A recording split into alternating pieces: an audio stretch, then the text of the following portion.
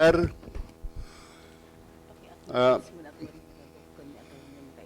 okay.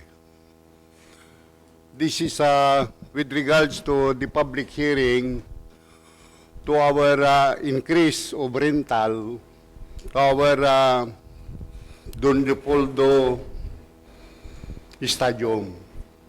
And with me are Councilor Alex Ricosana, Councilor Ayon Pontelera, Councilor Dison, Councilor De Leon, Councilor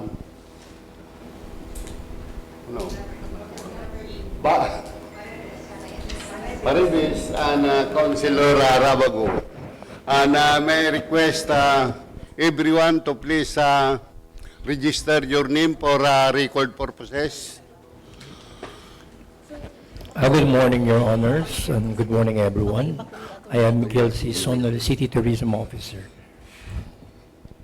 Good morning, Honorable Councilors and everyone. Good morning po. I am Ray Livara, Tourism Operations Officer 2. Good morning, Your Honors. Magandang umaga po sa ating lahat. Wilson Cambapos from Market and Cemetery Section. Thank you. Good morning, Your Honors. Magandang umaga po sa ating lahat. Rolando Aglibot, City Treasurer po. Good morning, Your Honors. Good morning, everyone. Aileen Rabadon from the City Legal Office.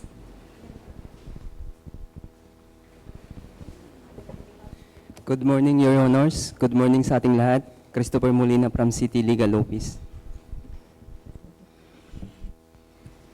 Good morning po sa ating lahat. Good morning po, Your Karawad Melvin Estrada po from San Vicente. Good morning po ulit. Good morning po sa ating lahat.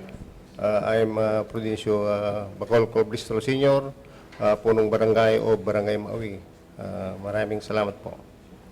Good morning, Your Honors. I'm Dr. Norberto Inakay, President 100 Island Zumba.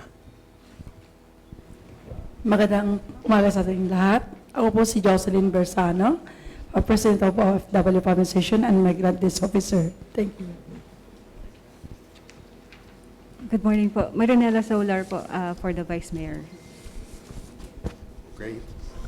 And additional member who is present with in the committee are Councilor Van Radok and Councilor Makaiba.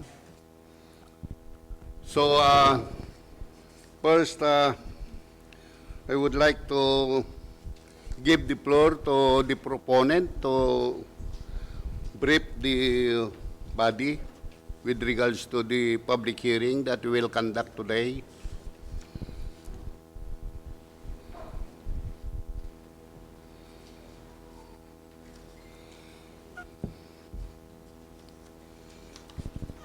Okay, good morning once again.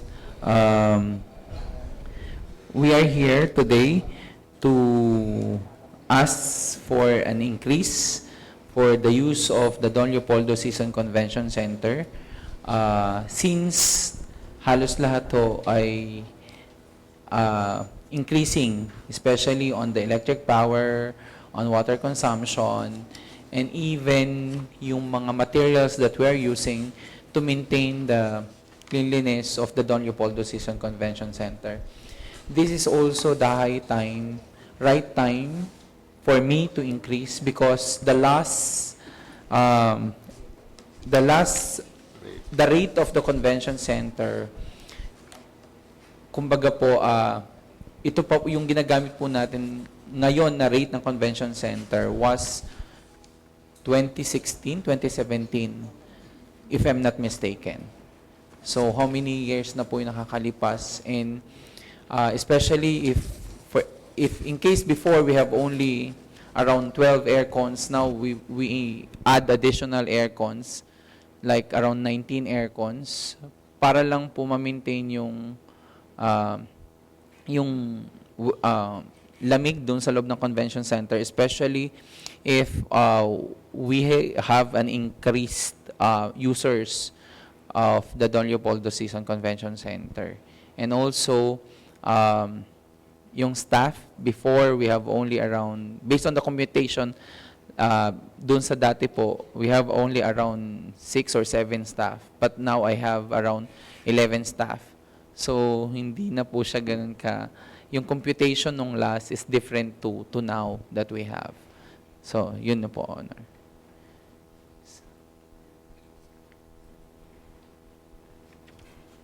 Anyway, we have a copy of the proposed ordinance. Upang act the basis of asking, okay, with regards to the proposed ordinance.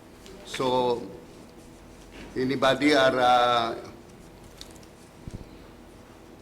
will ask a question with regards to the proposed ordinance?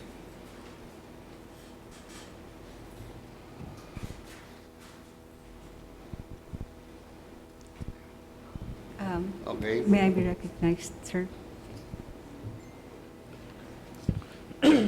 Sir, just clarify.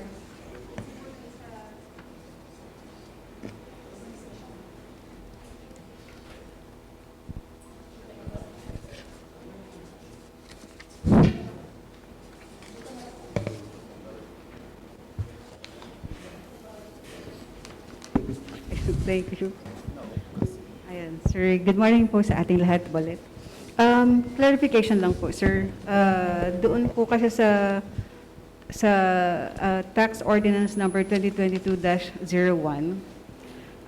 after po noong naka-table na particulars, meron pong items 1, 2, 3, 4, 5. And doon po sa ating proposed amendment, naipasok na po doon yung items 1, 2, 3, 4, except for item number 5.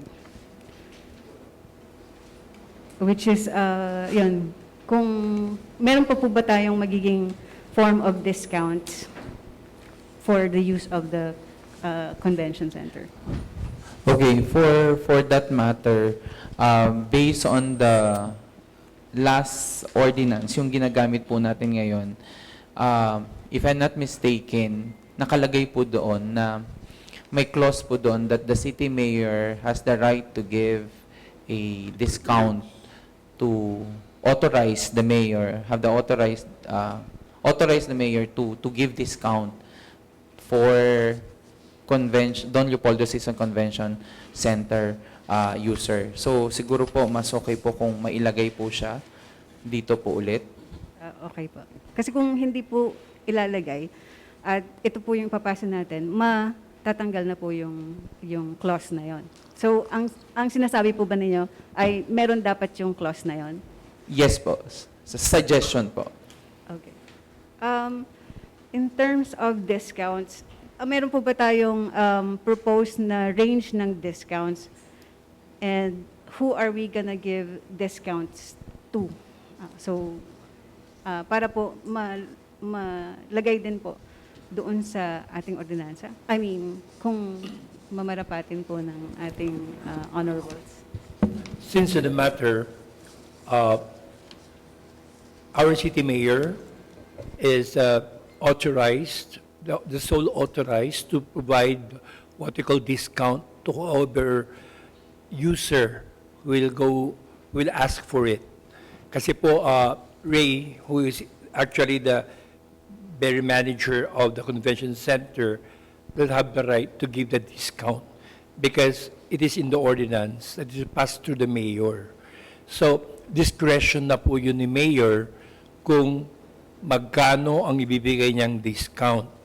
But without anybody asking for discount, then we will just simply follow what is stated here.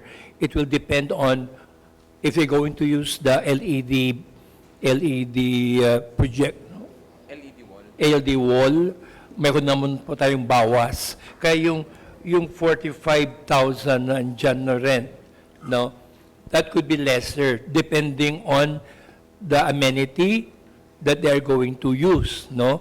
Kung sakaling hindi naman gagamitin yung ground lang or then discounted siya, no? And then Okay lang, ma'am. Ang gusto ko lang i-add actually dito is regarding chairs, no? Kasi as of now, ang nabibigay lang na chair ng convention center is 250 chairs. E ngayon sabi ko, dapat it should be more than 250 chairs. Kasi ang 250 chairs, parang kasya lang dito yun eh. No? And the convention is too huge na hindi, parang unfair naman na nag-increase tayo pero we could not provide facilities such as chairs. Okay lang kahit walang table kasi syempre convention center yan. Usually tables are provided by caterer or the user. Pero dun sa chairs, no, lalo na kung halimbawa may mga convention, may mga assembly, no, I suggest if we could have a minimum, we should also be indicated here of at least 600 chairs, huwag 250. Kasi nakakahiya na 250 lang out of na ganito kalaki yung increase mo, tapos ibibigay mo 250. And then yung mag-rent, no, kukuha pa siya ng chairs outside, no? Halimbawa 500 lang sila, mag-rent pa sa labas ng 200, another 250. Parang unfair, para sa akin lang po yun, ha? Kasi parang hindi maganda. Kaya nga I'm telling Ray here na kung yun lang ang naiproprovide ng GSO sa kanya na 250, why don't we request, no, ng another more chairs to comply with the 600 required chairs. Yun na po nakita ko dito na gusto sanang i-suggest. Same way na nabanggit na rin po yung pag-include ng who will give discount. Though wala tayong specific amount kasi nga, gaya nabanggit ko, discretion ng mayor. Pero pwede natin, kung gusto naman ng body na i-limit natin ang pwedeng ibigay lang na discount, let's say 15%, 20%, 30% will do. Pero for due respect naman to our chief executive, no, mas magandang discretion na lang niya. I don't know kung how do you look at it. Thank you. Mr. Chair. Okay.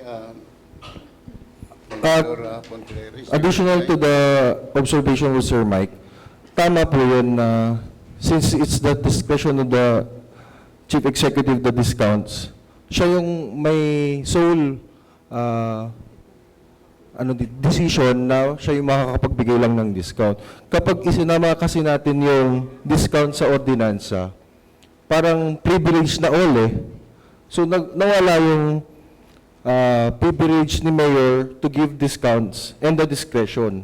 So mas maigi siguro wag na lang nating lagyan ng clause ng discount and leave it to the Mayor to decide how many percent yung ibibigay niyang discount. Hindi naman siguro same ibibigay all sa mga magre-rent ng convention.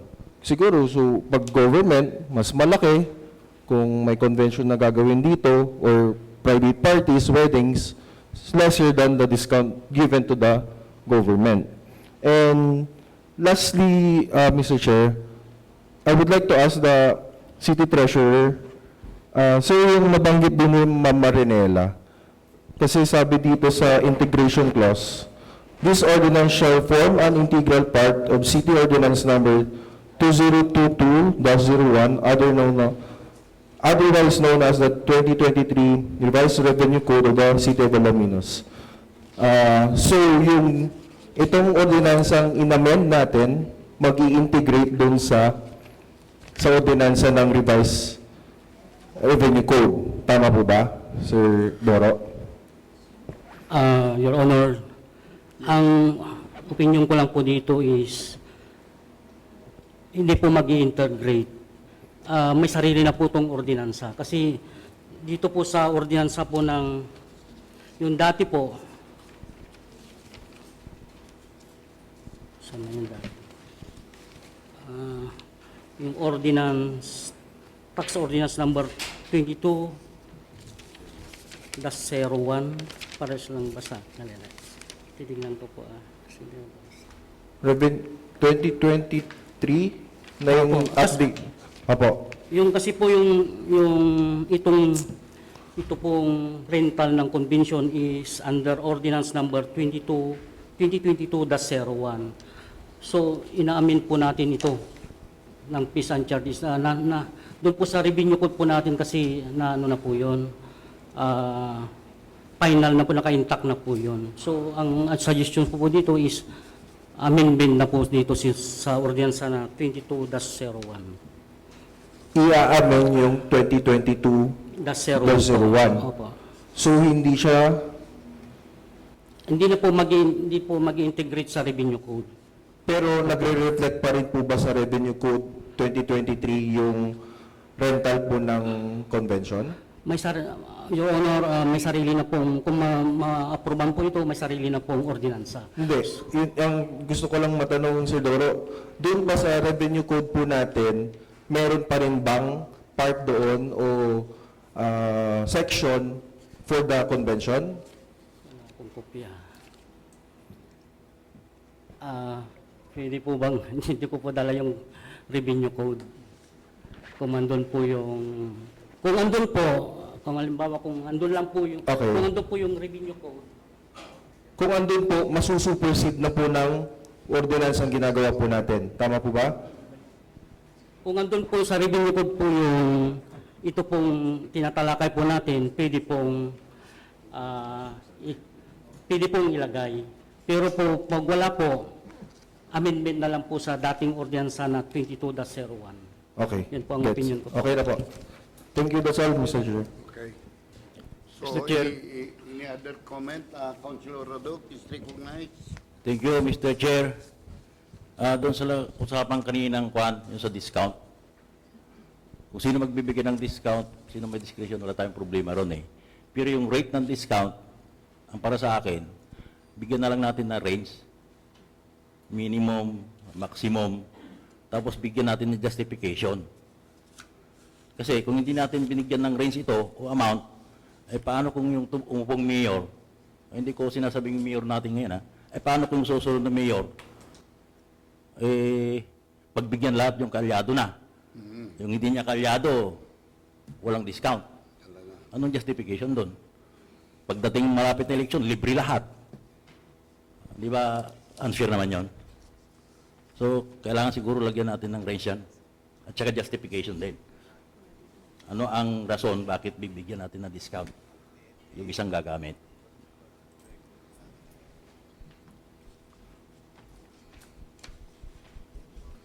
Okay. The proponent will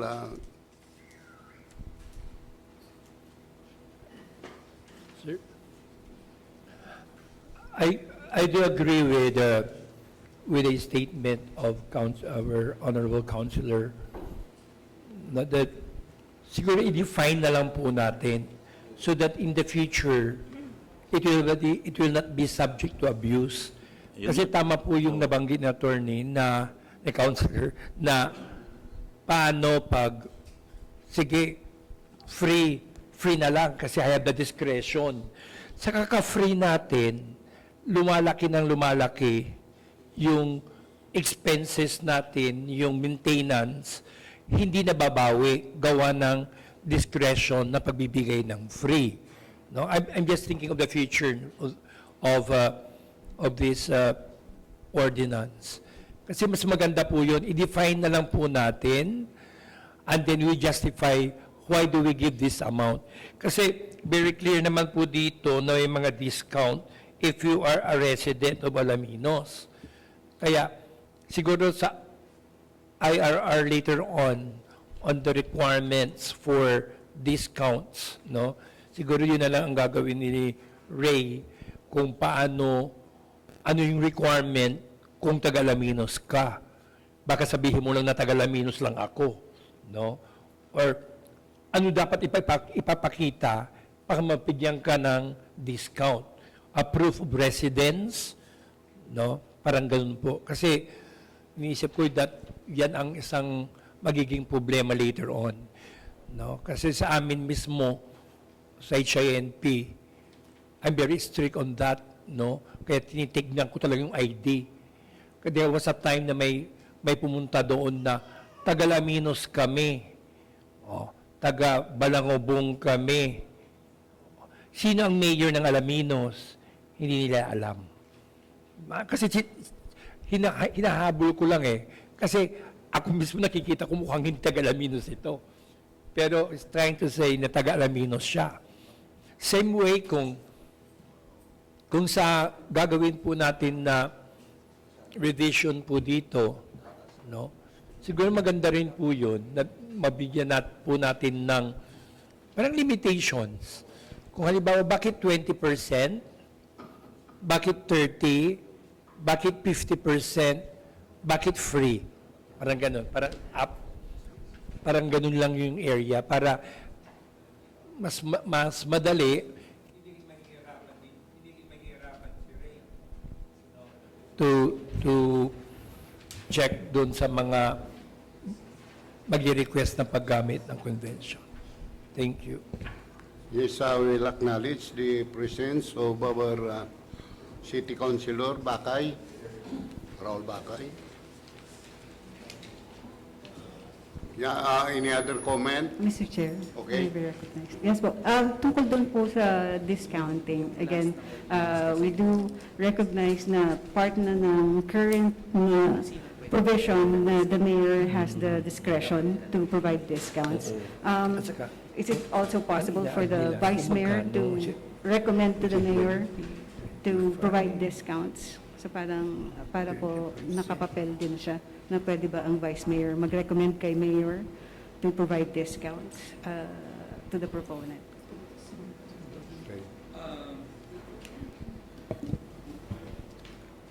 If I will base it on the ordinance number 2017-01, ang andito po kasi, ang nakalagay dito on Section 2, Fees and Charges, letter B, only the city mayor has the right to give discounts. Yun yung andito. During, this is an ordinance number 2017-01. Apo. And then another one, based on the ordinance number 2017-1, Section 3, particularly Section 3, there are terms po na ginamit kung sino lang yung pwedeng makapag-avail ng discount. Section 3, letter A, those who are born in Alaminos City. Letter B, those who are registered voters of Alaminos City. Letter C, those accredited CSOs, NGAs, NGOs based in Alaminos City. If I may suggest, maybe we can still include this one to this proposed ordinance number 15-2026. Okay, Yes, I think to provide clarification, parang sa tax ordinance po natin na 2022-1, yan po yung section 197, nandun po sa section 197 yung tatlong categories na yun ng pwedeng mag-avail, or na-define po siya, nandun po sa definition of terms ng section 197 ng ating latest. So, I think provided for naman na po. Naka-include na po siya sa tax ordinance natin. Yung tatlong Sa tax, yes po. it is included on the tax ordinance. Yes po. Nasa Should section we 197. also include it here on this proposed ordinance? Tulad po, Mr. Chair, tulad po ng sinabi ni Sir Mike, pwede nating i-include na lang dun sa IIR, hindi dun sa ordinansa. Kasi yun na yung rules na magiging mag-govern nung pagrenta eh. Sa IIR na lang i-include yung nabanggit ni Sir Ray.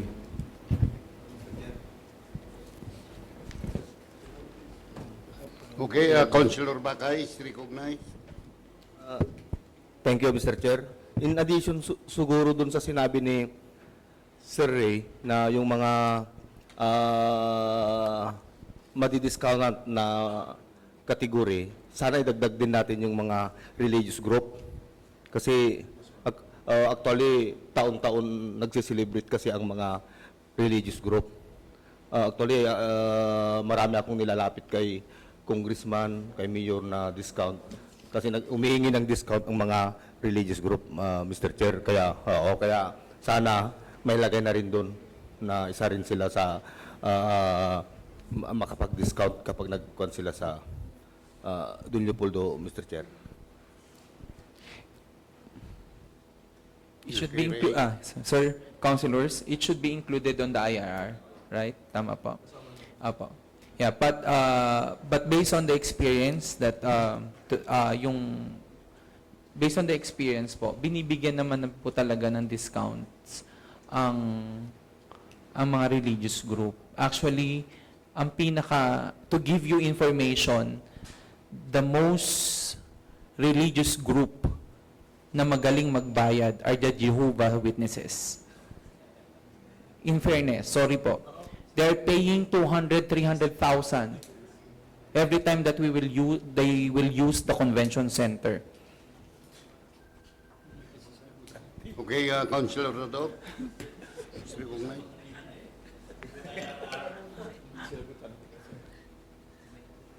Kasi, kung wala sa ordinansa kasi, hindi pwedeng ilagay sa IRR. Pwede mo lang ilagay sa IRR yung nasa ordinansa. Otherwise, magiging ordinansa yung IRR. Hindi pwede yun. Yun lang. Para sa akin, ilagay na lang sa ordinansa yan. Noted, Councilor.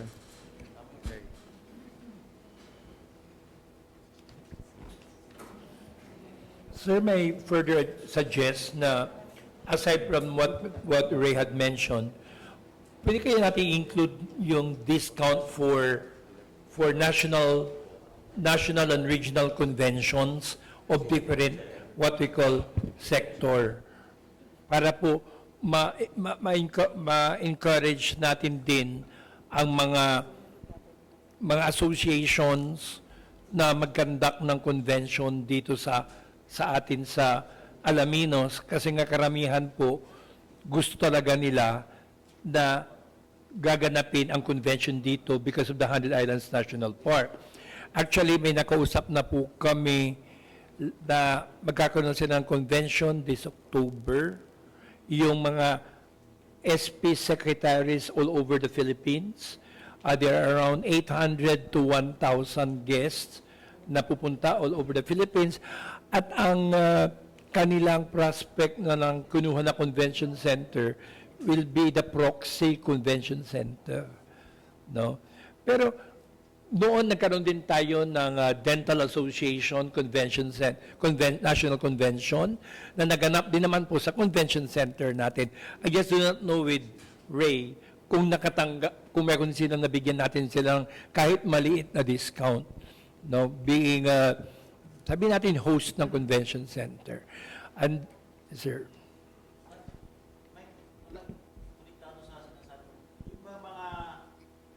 Schools natin, public schools natin na may event dyan, graduation. Sinisingal ba natin yung mga yon? Sir, Public. Public school. Iba yung private. Pwede mo singilin yan private. no, sir. ano, libre. Okay. No. Hindi, okay. Apo. Okay. No. Kasi- Especially the government Oh. government schools. Hindi po. Oh. Hindi po tayo naniningil sa kanila. Ay, okay. Pero may mga pakiusap lang po kami na like providing tissue paper kasi ang dami, usually libo minsan po nag-event. Oo. So malulugi naman ng DLSCC if we will give tissue paper to the each cubicle sa restrooms. They provide garbage bag. Basic lang naman po yung hinihingi namin sa kanila. Yeah, it's a win-win solution between the user, especially the schools and yung DLSCC. But for fees, wala po. Okay, any other comment from this side? Okay.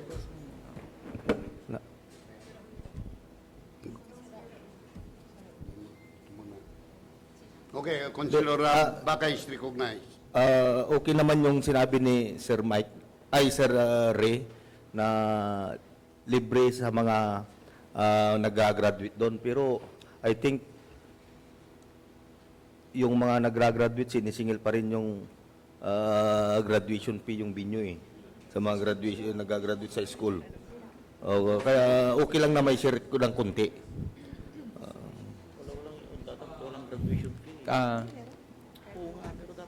Usually po, pag nakakausap ko, especially National High School, on the payment of each graduate, hindi po kasama yung bayad ng venue.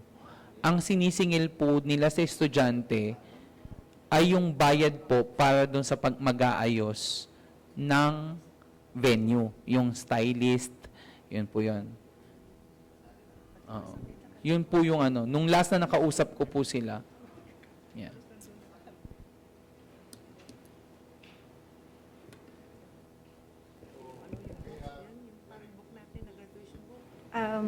Yun.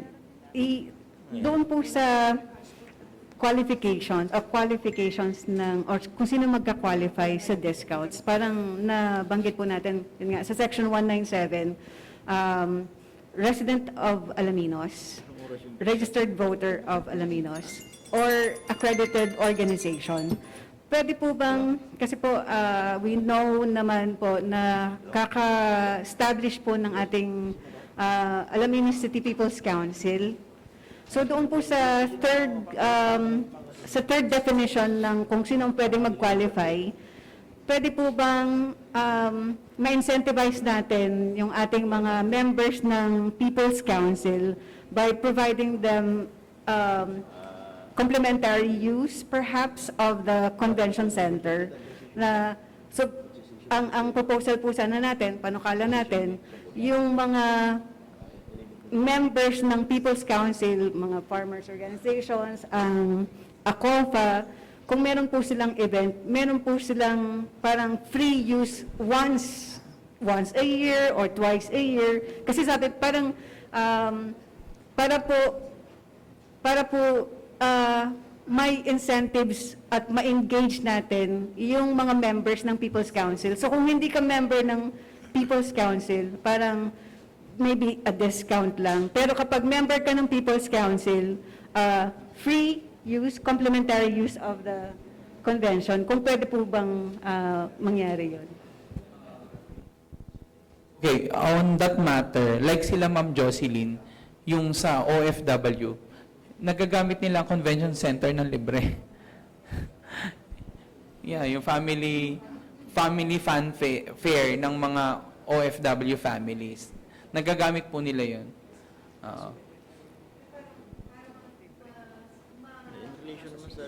Po sana ma-avail din ng mga iba. We know na the ACOFA basically avails of the free use of the convention, na kung pwede po bang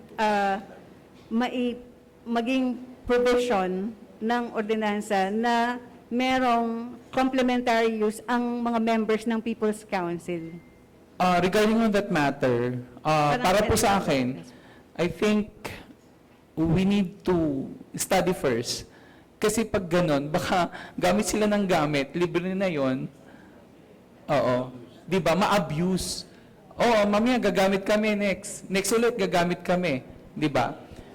Kung pwede nga po na lagyan natin ng limitation like once a year or twice a year para po meron silang incentive as members of the People's Council. Yun lang naman po yung Since we do have in the definition na nakalagay accredited organizations, parang I'm assuming yun po yung may avail of the discounts.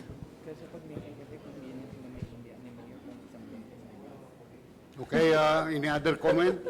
May masagot ko lang yun, Mr. Chair. Yung sinasabi doon kanina, yung sinasabi ba, Manuel, libre o discount? Libre. Ayan. Hindi libre. Discount? Oo. Discount sabi din. Nasa, Hindi, free, complimentary. siguro sa discount na lang. Pero dito po kasi discount. Pero yung sinasabi po ni Ma'am Marinela, suggestion is complimentary. Yun nga. Free, in short, complimentary means free. Free of use or free of charge. FOC. Ang suggestion ko dyan, Juan, doon sa determination kung bigyan natin ng discount o libre, tignan natin yung nature ng function nila na ginagawa. Ito ba may relation sa government service o as Juan? Pag in cooperation with the government or what? Pero kung halimbawa, yung kamag-anak niya, ikakasal, bibra ko ng People's Council pwede bang libre? Wala nang pakalam dun sa kanya pagiging People's Council niya, di ba? Yes. Yung may pakialam sana sa function nila as People's Council. Na may relation naman sa benefit na makukuha ng government sa kanila. Kasi kung wala, huwag naman. Okay. Last na po. Last question. Sir Mike, nakita ko lang, Sir Mike, Sir Ray pala, nakita ko lang po, pag power interruption and they use the generator, magbabayad pa rin ng 4,000, tama? Yes, yes, So Councilor. continuous na gagamitin yung convention kahit walang kuryente. Maniningil lang na, opo, they can still use the convention center, pero generator po ang gamit. So yung 4,000 na charge dito is only for the gasoline. Kaya nagbayad na siya ng rental ng 45 Kasama na yung kuryente doon. Actually, to all councilors, I would like to inform everyone, the base on our computation for every person, organization who will use the Don Leopoldo Season Convention Center, the actual operational expenses of the Don Leopoldo Season Convention Center is amounting to 59,511 for 8 hours. But because we want that everyone can use the Don Leopoldo Season Convention Center and we are not an income generating naman po. So, this is the derived rental which is 45,000. Mababa po siya doon sa actual. Opo. Sige, lay on the table na mababa po yung singil na natin, rental. Pero itong generator use, paano kung 30 minutes nang nawalan ng kuryente, 1 hour, so magbabayad pa rin sila ng Yes, sir.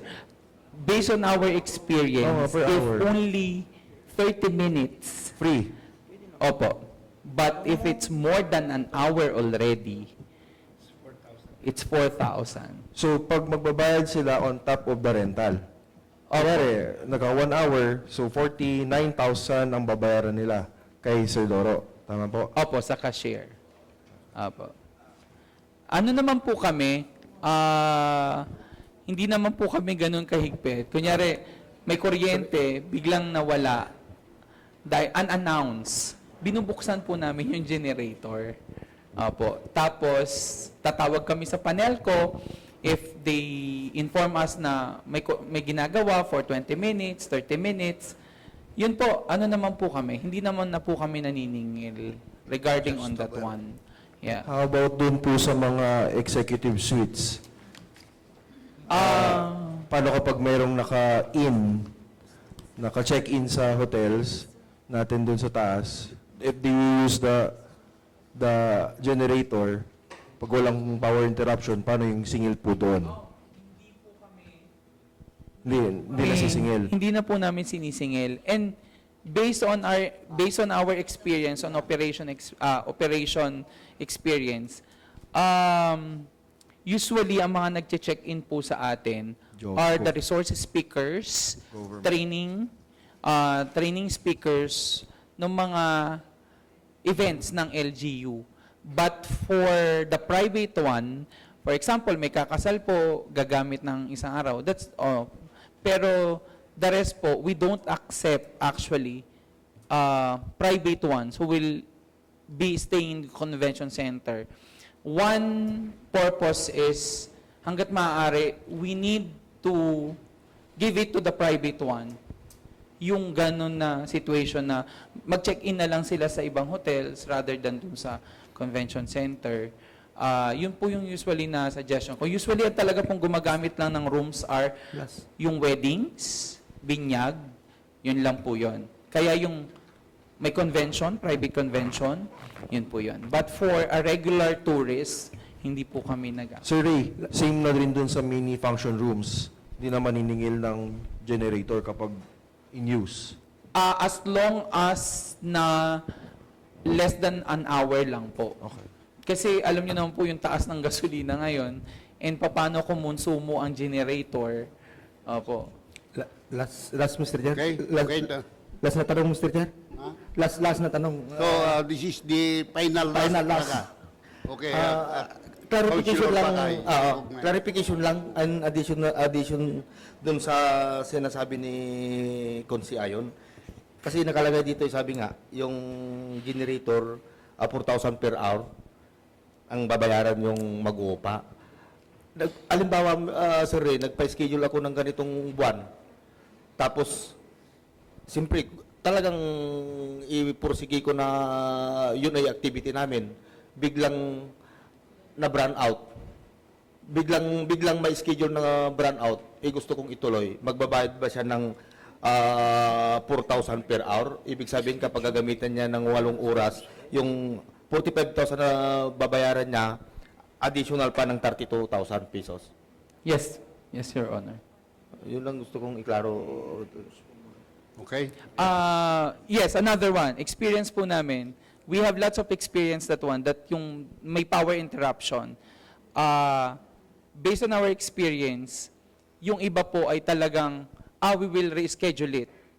Kasi once na walang kuryente, yung generator po ng convention center, hindi niya po mapapaandar lahat ng aircon. Hindi niya po mapapaandar yung LED wall na wherein lahat ng user gustong-gusto po nilang gumamit ng convention center because of the LED wall that we have. For the information of everyone, ang isang panel po ng LED wall is 15,000 to 20,000. Tatlong panel po yon. That's 60,000 pesos already kung magre-rent ka sa labas. Yun po yun. Hindi po talaga kaya ng generator na i-operate yung buong convention center. Opo. Kaya yung Okay. iba po, they choose to postpone their events. Okay, so that's all. As I've said, just take note to the proponent, all the comments that was bring out today. And of course, all of the visitors are, thank you for coming today for this public hearing. Okay, I call this public hearing to close. Adjourned.